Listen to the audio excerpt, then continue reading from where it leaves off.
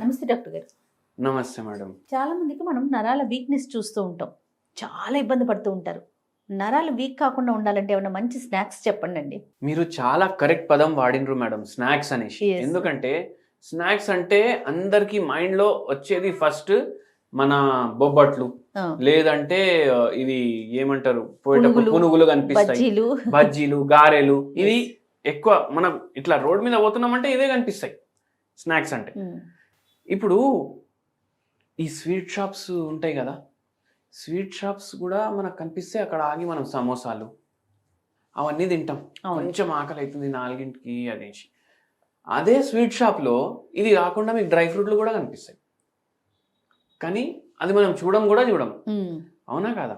Snacks అంటే మనకు నరాల వ్యాధి ఉందనుకోండి, నరాల వ్యాధి ఉన్నది మనకు వచ్చింది ఎందుకు, అది ఒకసారి నేను కొన్ని కారణాలు చెప్తాను, దాని తర్వాత మీకే అర్థమవుతుంది. Sure.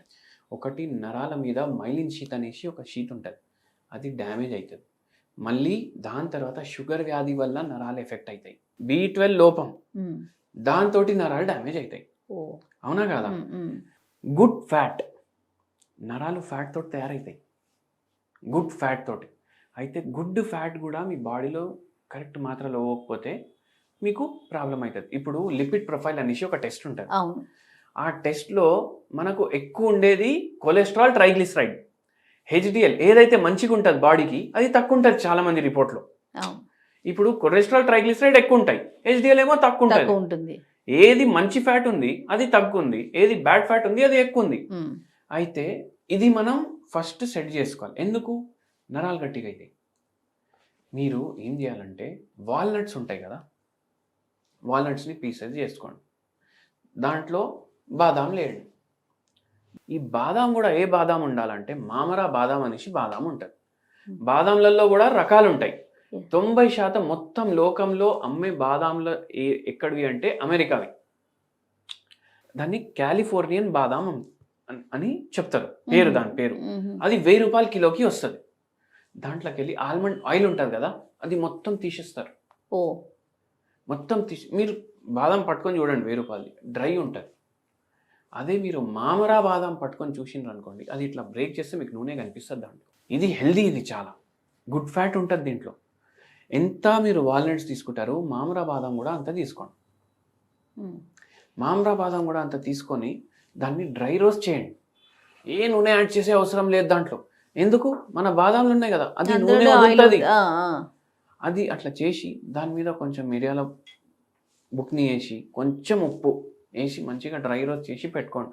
ఇట్లా ప్యాకెట్లలో మీకు బయట బఠానీలు అవి ఇవి అన్ని మసాలాలు వేసి అమ్ముతారు కదా, దానికన్నా మంచి టేస్ట్ కూడా ఉంటుంది, హెల్దీ కూడా ఉంటుంది.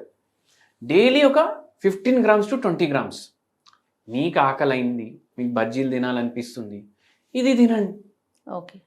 ఒక చిన్న బాక్స్లోనే మీ బ్యాగ్లో మీరు పెట్టుకొని బస్లో పోతున్నా, మెట్రోలో పోతున్నా, వాకింగ్ చేస్తున్నా మీకు ఆకలి అవుతుందంటే మీరు తినొచ్చు. అవునా కదా? దీంతో నరాలు గట్టిగా అవుతాయి. అండ్ వెరీ ఇంపార్టెంట్లీ ఏంటంటే దీంట్లో B6 కూడా ఉంటుంది, విటమిన్ B కాంప్లెక్స్ ఉంటుంది.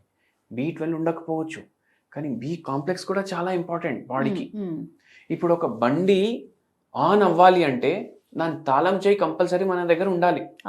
B9, B6 ఆ తాళం చేతులు, B12 మంచిగా పనిచేయాలంటే. మళ్ళీ దాని తర్వాత ఏంటంటే ఇదైతే ఒకటి చెప్పినా మీకు, మళ్ళీ మైలిన్ షీట్ డ్యామేజ్ అవుతుంది, అది రిపేర్ చేయడానికి ఇది హెల్ప్ చేస్తుంది మనకు.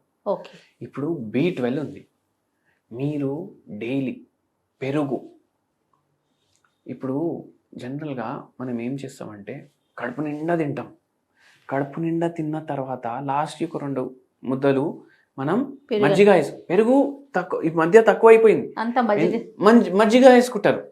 ఎందుకంటే అరే దాంట్లో ఫ్యాట్ ఉంటుంది కదా, మళ్ళీ మేము లావ్ అవుతాం కదా అనేసి. అది మొత్తం ఫర్మెంటేటెడ్, దాంట్లో గుడ్ బ్యాక్టీరియా ఉంది, అది మనకు సింబయోట్ అంటే మనం దానికి జాగిస్తున్నాం మన కడుపులో ఆ బ్యాక్టీరియాకి ఉండు ఇక్కడ అనేసి. అది మనకు హెల్దీ ఉంచడానికి, మన గట్ హెల్త్ కోసం మనకు హెల్ప్ చేస్తుంది. అయితే మనకు విన్ విన్ రిలేషన్ ఉంటుంది దాంతో. అయితే అది పెరుగులో ఉంటుంది. అయితే పెరుగు తినండి, మీరు పెరుగు తినండి, అది లాస్ట్ 2 ముక్కలు ఉంటాయి కదా రైస్, దాంతో కలుపుకొని తినండి. దాంట్లో మీరు ఇంకోటి పెద్ద ప్రాబ్లం ఏంది అంటే ఈ పెరుగు వేసుకుంటారు, మజ్జిగ కూడా వేసుకుంటారు, దాంట్లో ఇంత సాల్ట్ వేస్తారు, టేబుల్ సాల్ట్. ఆ మిస్టేక్ చేయొద్దు. ఓకే. అయితే పెరుగు ఇట్లా 2 పూటలు మీ బాడీలో పోయేటట్టు చూసుకోండి. దీంతో మీకు బీటోలు పోతుంది. మళ్ళీ ఆ సాల్ట్ తగ్గించడం వల్ల వాటర్ రిటెన్షన్ కూడా ఉండదు బాడీలో. ఇప్పుడు అందరు ఏమంటారు నరాల వ్యాధి వాళ్ళు, అరే చేతులు లాగుతున్నాయి, కాళ్ళు లాగుతున్నాయి, తిమ్మిర్లు అంటారు. అయితే ఇవి పోతే ఏంది అంటే సాల్ట్ తక్కువ పోతుంది కదా, సాల్ట్ క్వాంటిటీ తక్కువ వేసుకోవాలి. మనకు అది ఒక చెడ్డ అలవాటు. మనం పిక్కల్స్లో ఆల్రెడీ సాల్ట్ ఉంటుంది కదా, పిక్కలు కలుపుకొని కూడా మళ్ళీ దాని మీద సాల్ట్ వేస్తాం.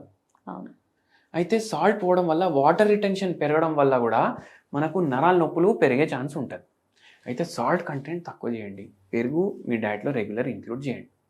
మళ్ళీ నాన్ వెజిటేరియన్ లవర్స్ ఉంటారు, మటన్ చికెన్ మీరు తిన్నారనుకోండి, మీకు నరాల వ్యాధులు ఎక్కువైతాయి.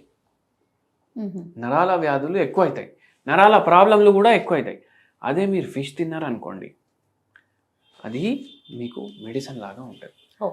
ఇప్పుడు ఒక చెట్ల మందు అస్తమా కోసం ఇస్తారు, ఎక్కడ గోషామేల్లో ఎవ్రీ ఇయర్. దాంట్లో చేపతోటి తయారు చేస్తారు వాళ్ళు. మీరు కూడా వినే ఉంటారు, ఎన్నో ఇయర్స్ నుంచి ఇస్తున్నారు వాళ్ళు. చేపలో చాలా మంచి హీలింగ్ ప్రాపర్టీస్ ఉంటాయి. అయితే ఏంటంటే మనం 21 మీల్స్ తింటాం వారంలో. మీల్స్ అంటే ఫుల్ మీల్స్, ప్లేట్ మీల్స్ కాదు. ఒక్క పూట మనం తినడం భోజనం అంటే బ్రేక్ఫాస్ట్ కూడా. టిఫిన్ అని మనం పెట్టుకున్నాం, ఒక ఇంగ్లీష్ పదం తీసుకొని టిఫిన్ అని పెట్టినాం పేరు, బట్ అది కూడా మీలే అది కూడా. అయితే ఒక మీల్ ఇట్లా కౌంట్ చేస్తాం మనం, రోజుకి 3 పూటలు, వారానికి 7 రోజులు ఉంటాయి. 7 × 3 21, 21 పూటలు. దాంట్లో 5-6 పూటలు మీరు చేపల పులుసు, లేకపోతే చేప మీరు ఎట్లా వండుకుంటారో అనుకోండి. ఓన్లీ థింగ్ ఏంటంటే ఎక్కువ నూనె వాడకండి దాంట్లో. అది మీరు కన్జ్యూమ్ చేయండి. అది చేయడం వల్ల B12 పెరుగుతుంది, omega-3 పెరుగుతుంది. నరాలకు ఇది అవసరం. B6 వచ్చింది ఇప్పుడు నేను చెప్పిన ఫుడ్స్లో, B6 వచ్చింది, B9 వచ్చింది. మళ్ళీ దాని తర్వాత ఈ చేపల దాంట్లో B12 వచ్చింది మనకు. ఆవు నెయ్యి తీసుకోండి, B12 కూడా వస్తుంది. మళ్ళీ షుగర్ వ్యాధి పేషెంట్లు ఏం చేయాలి, మిల్లెట్లు ఇంక్లూడ్ చేయాలి డైట్లో. మళ్ళీ దాని తర్వాత ఒకటి అమేజింగ్ స్నాక్ చెప్తాను మీకు నేను. ఇప్పుడు ఈ పిజ్జా బర్గర్ల కల్చర్ ఒక 10 years నుంచి వచ్చిందా? ఇప్పుడు 40 ఏండ్లు 45 ఏండ్లు ఎవరైతే ఉన్నారు కదా, వాళ్ళు ఒక 10-15 years బ్యాక్ వాళ్ళు 25-30 years కదా. ఆ కల్చర్ స్టార్ట్ అయినప్పుడు వీళ్ళు కూడా యంగ్స్టర్స్ ఉండే కదా, వాళ్ళకు కూడా ఈ పిజ్జా బర్గర్ల అలవాటు ఉంది. మీరేం చేయండి అంటే వారంలో 3 సార్లు అట్లీస్ట్ పెసరపప్పు నానబెట్టండి. పెసరపప్పు నానబెట్టి దాన్ని 1 day అట్లనే వదిలేసేయండి. నెక్స్ట్ డే వాటర్ మొత్తం పడేసేయండి, అట్లనే వదిలేసేయండి. దాన్ని ఏం తయారైతే మొలకలు తయారైతాయి దాంట్లో. ఇది మీరు గ్రైండ్ చేయండి, దాన్ని వదిలేసేయండి. ఇంకో 1 day ఫర్మెంటేట్ అయిపోతుంది. అది మనకు పెసరట్టు పిండి తయారైంది, కానీ మొలకలతోటి మనం తయారు చేసినాం. దీంతో కొంచెం దొడ్డుగున్న పెసరట్టు వేసుకోండి. దీని మీద మీరు పుట్నాల పొడి, నెయ్యి కలుపుకోండి, అది అప్లై చేయండి పేస్ట్ లాగా. ఇప్పుడు ఇది అన్ని స్ప్రెడ్లు అమ్ముతున్నారు కదా, అట్లా స్ప్రెడ్ లాగా తయారు చేసుకోండి, ఇది అప్లై చేయండి. ఇవి కూడా నరాలకు చాలా మంచివి. అది హోమ్ రెమెడీ. అది మీరు పిజ్జా లాగా కట్ చేసుకొని తినండి. మీరు మీ మైండ్కి మంచిగా చీట్ చేస్తారు మంచి వేలో, అని నేను పిజ్జా తింటున్నా అనేసి. దాని మీద మీరు ఉల్లిగడ్డలు వేసుకోండి, మళ్ళీ క్యాప్సికమ్ కట్ చేసి వేసుకోండి, ఫైబర్ కూడా పోతుంది. మళ్ళీ అది ఓవెన్లో పెట్టి అవి ఇవి చేయకండి, బటర్ ఎక్కువ అప్లై చేయకండి. ఇది చాలా హెల్దీ కూడా, మీ నరాలకు కూడా మంచిది, కొంచెం బలానికి కూడా హెల్ప్ చేస్తుంది. ఎంత మంచి రెమెడీ చెప్పారు డాక్టర్ గారు. అయితే ఇవన్నీ మనం పాటిస్తే మనకు B12 లోపు, షుగర్ వల్ల మనకు నరాలు డ్యామేజ్ అవుతున్నాయి, వెయిట్ వల్ల నరాలు డ్యామేజ్ అవుతున్నాయి. మళ్ళీ దాని తర్వాత గుడ్ ఫ్యాట్, అది కూడా ఇంపార్టెంట్. అయితే ఇవన్నీ మనం ఎక్స్ప్లెయిన్ చేసినాం ఇవాళ. రైట్ అండి, థ్యాంక్ యూ. నమస్తే. నమస్తే మేడం.